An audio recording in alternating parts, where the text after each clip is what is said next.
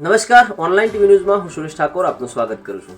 મિત્રો, વાત કરીએ ખેરાલુ વિધાનસભાની તો ખેરાલુ વિધાનસભાની મુલાકાતે ગુજરાત પ્રદેશ ક્ષત્રિય ઠાકોર સેનાના પ્રમુખ અલ્પેશજી ઠાકોર આવી રહ્યા છે.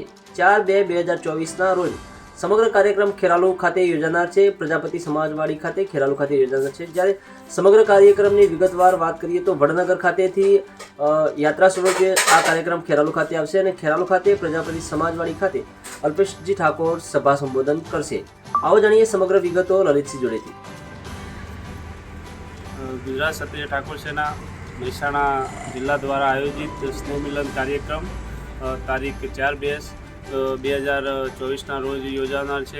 ખેરાલુ મુકામે વડનગર તાલુકો સહિત સતલાસણા તાલુકો અને ખેરાલુ તાલુકા દ્વારા આયોજિત કરેલ છે.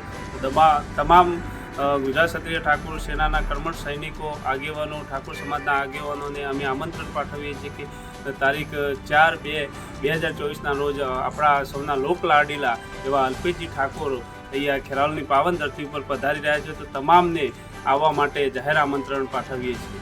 સમગ્ર આયોજન કઈ જગ્યાએ કરવામાં આવ્યું છે? સમગ્ર આયોજન ખેરાલુ તાલુકામાં કરવામાં આવે છે, જ્યાં પ્રજાપતિ સમાજની વાડીમાં. લલિતસિંહ, સમગ્ર કાર્યક્રમની રૂપરેખા શું રાખેલી છે?